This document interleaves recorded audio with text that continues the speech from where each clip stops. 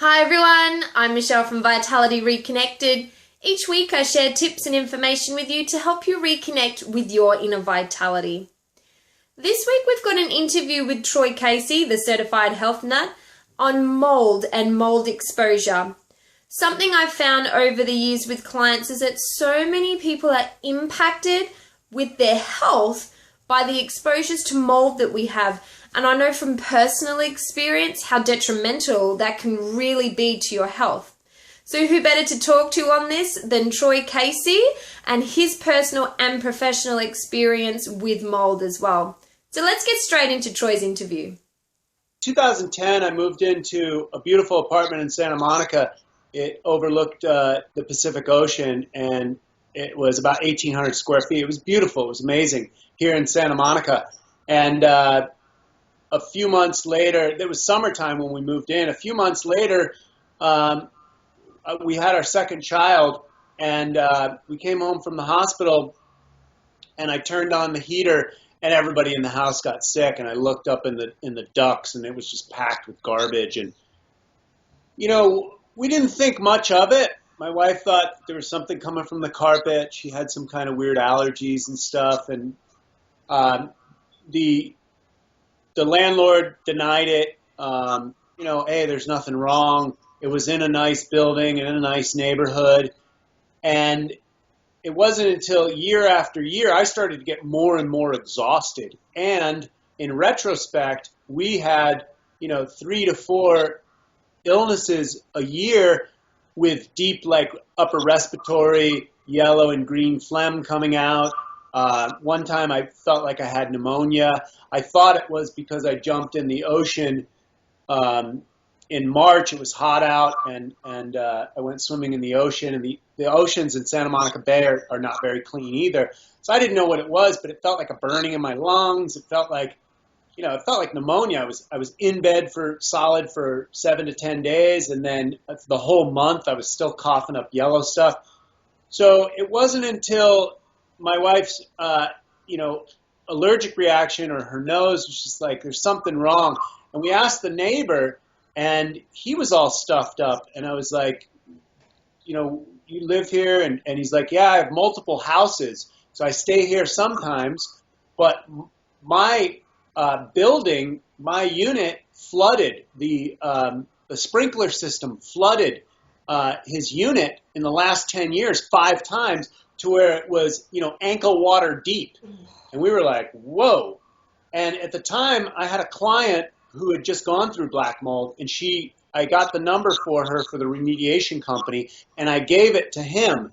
And I said, when you get it tested, because it's not cheap to get it tested. It's, $600-700 to have a professional company come in there and test it properly. So a month later, I saw him, did you get it tested? And he said, no. So finally, stuff just got too bad for us, and it was in my office, and I didn't use my office. And the whole time I was there, we had so much space in the house, I didn't use my office. We tried to make it into a children's room, and that's when my wife was like, there is something wrong. And I called the remediation company that came in. Finally, yes, there's mold in the house. There's black mold upstairs in the office, Strachobacterus. There's Aspergillus penicillium, which is another gnarly one, very poisonous. And then you go down the legal road, and what landlords will know. Well, black mold is kind of hard to define. It's invisible. If you start pulling out the walls, it lets the colonies out. It needs to be remediated professionally with a hazmat suit and everything else. And this guy was like, first he denied it. I asked him a couple of times, and he didn't say, I'll help you. What he said is, I'm going to call my attorney. What a prick. Yeah. You know what I'm saying? I got a family, and, you're running a business, and I'm paying you for it, and, you don't want to help me. And so I just found that, indicative and typical of the predatory capitalism system that we have working in the world today. We don't have a true capitalistic system where it's beneficial for all. It's predatory. And that's just indicative. The other thing we have in Santa Monica is we have rent control. So an 80-year-old woman could be paying $800 a month for an oceanfront apartment that she started living in 40 years ago. And the fact of the matter is, if yuppies come in here, Google just moved onto the beach in the last couple of years, Silicon Beach we have here. So you've got all these young professionals here happy to pay $5,000 for these units. So because they're not getting market value for their prices, they're not upgrading and taking care of these buildings properly. And if you know anything about plumbing, you can have a pinhole leak, and if you get water behind an area that doesn't dry up and it becomes moist, you're near an ocean like we are or you are, the moist air comes and goes, and the sun hits it and it proliferates. And then if you start digging a little deeper and you start studying Dietrich Klinghart's work, Dr. Dietrich Klinghardt, who specializes in Lyme's and autism and autoimmune and all the gnarly things that are very hard to pinpoint, he did research on mold and saw that the ambient Wi-Fi and whatever cell phone towers they were picking up in the laboratory made the mold grow 600%.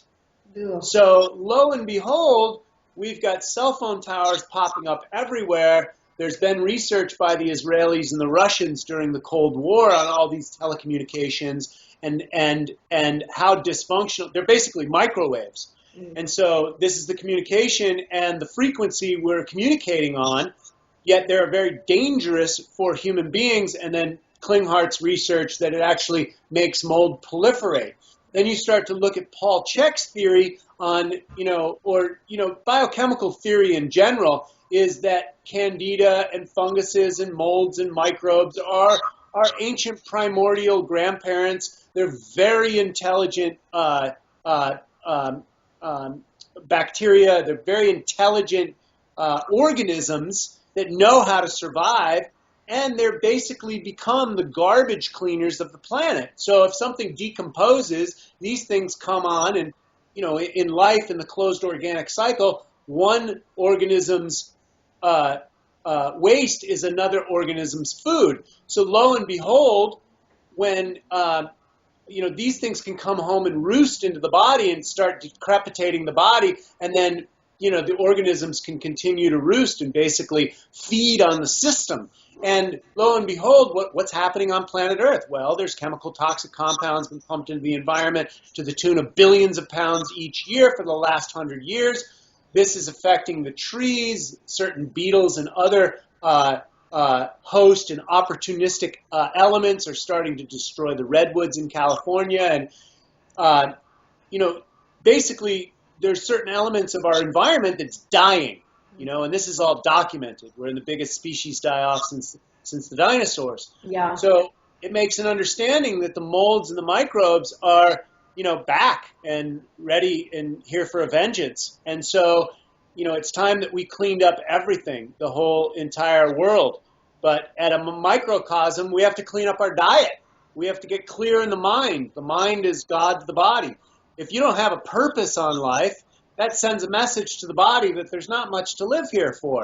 And so the microbes can come in and start coming home to roost and start eating the body up.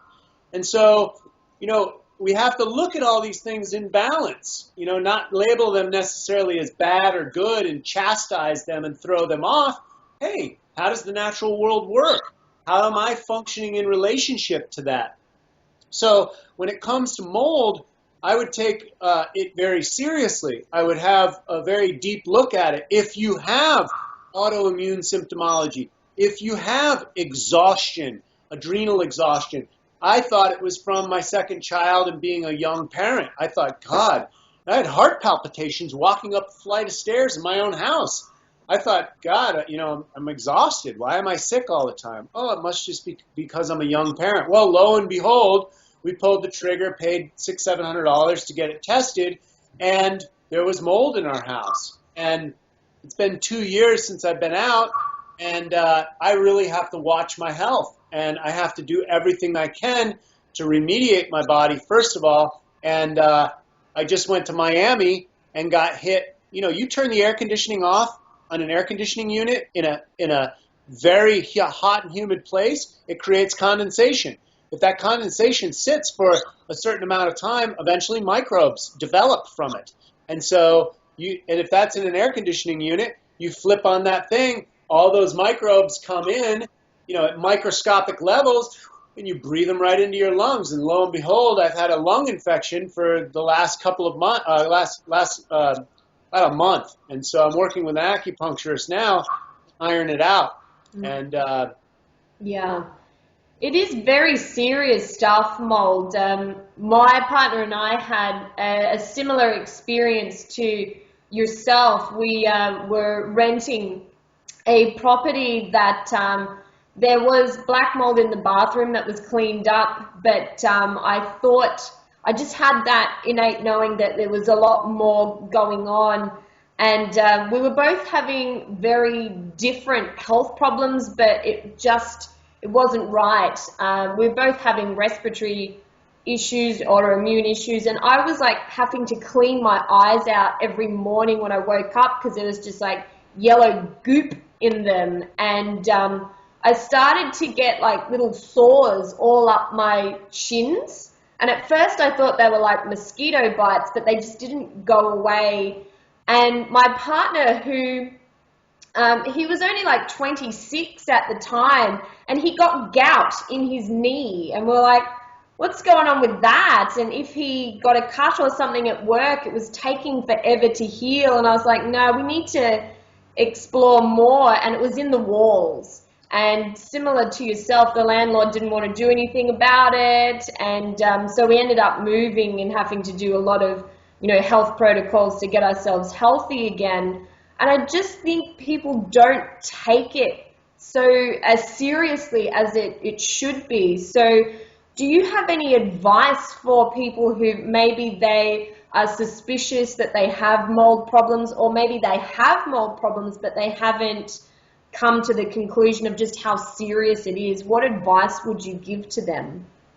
Well, number one, if you suspect it, if you have the exhaustion, if you have the upper respiratory stuff, if you got the eye boogers and all that stuff, pull the trigger, get the test. The laws in the United States, I don't know how they are in Australia, but you can write it off on your rent, right out of the gate. You can just take it right off of your rent, and they have to pay for it. And so legally, they have to pay for it. If you're going to do it correctly. I recommend finding a company that doesn't sell remediation services, so there's not a conflict of interest to gain that contract. To basically find mold. Get a separate testing agency. The other thing is you have to close up the doors and windows for 24 hours. Be very clear and aware of that. You've got to get it tested properly. So investigate these companies and do a little bit of background check as well. And then invest the $500-600 it costs to find out and assess if you have mold. If it gets found out that you have mold, my advice is get out. I study with Paul Chek. I'm friends with Paul Chek. And when I told him, the masters, they don't speak very much. And usually when they do, Paul's a teacher, so when he's teaching, he'll teach you, and he will speak a lot. But for the most part, when you're hanging out with him or you're emailing, you're just friends, you're not going to get into it with him about the big picture and talk about all your little problems. But I told him the situation, and he basically said in a very neutral way, maybe it's time you started looking for a new home. And because Paul is Paul, and I take his word, very, I consider him a living master, so I was just like, I'll take that at face value. And as painful as it was, and I got to tell you, we moved 7 times with a family of 4, and that's one of the top 3 stressors in the world is moving. Yep. And it almost broke my family. But what doesn't break you makes you stronger, and that was part of my soul contract for the last couple of years. And it was definitely not easy, but I'm glad I did it. And 2 years later, I'm still dealing with physical issues. And the great thing is I don't have victim consciousness.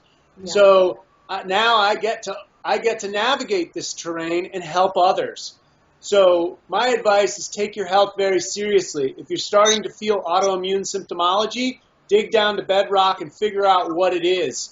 Look at Dietrich Klinghart's work. If you have autoimmune, Lyme disease, any of that stuff, And the way I see it is we're all getting this type of stuff showing up in our bodies now anyways because of the environment is so compromised right now. It's time to put our foot down, everyone, energetically, and come to unify with your brothers and sisters on the basic fundamental principles of air, water, and soil. When we come to those, we understand that those are the key elements that make life on Earth hospitable for human beings. The microbes will be here. Some of the other animals and some of the other species will be here. We have to make a choice as a collective species if we want to be here. And we're in the middle of the biggest species die-off since the dinosaurs. It's not approaching, guys. We're in the middle of it. So it's a good time to wake up and realize that we are in symbiotic relationship with nature. We are nature. There is no separation. And so I just posted a video, and I'm working with a team at Tree Media. They do all Leonardo DiCaprio's environmental videos, and they did a movie on biomimicry. And there's a concept in biomimicry. Life, natural life, that doesn't have a bunch of ideas floating around in his heads like human beings, and that start dreaming up these ideas that are antithetical to life. Life in general creates conditions that are conducive for life, meaning a spider is going to take in a cricket at room temperature in water solution and kick out their materials that they need to do to survive, and it's not going to burn down its surrounding areas. It's not going to poison its surrounding areas to make its web, which is, 5 times the strength of concrete, ounce per ounce, pound per pound. Not concrete, but steel. And so, if we can take engineering tips and design tips from nature, we can create a world that's sustainable. And right now, we're using a cookbook for toxic compounds at extremely high temperatures. We're doing forced bonds. We're making toxic compounds that we have no idea what these things can do, and we're letting them free in the environment with other toxic compounds. And lo and behold, we have a world that, we've got serious issues with human beings. Autoimmune diseases weren't even defined 20 years ago. Lupus, fibromyalgia, chronic fatigue, Lyme's, these things were all designed and manufactured, by our industrial world. Lyme's disease was manufactured by the U.S. military for germ warfare. Monsanto created Agent Orange, an herbicide to burn down the jungles of Vietnam to fight the war. In World War II, we used bomb-making materials known as naturally occurring minerals, NPK. We use those to make bombs. Now we put them in the soil. Monsanto puts their chemical weapons in the food. And Lyme's disease was an experiment gone awry. So what did you take away from today's interview? Are you experiencing mold exposure and health symptoms? We'd love to hear from you, so comment in below. And if you like what you see, make sure that you hit subscribe. I put new videos up every Monday.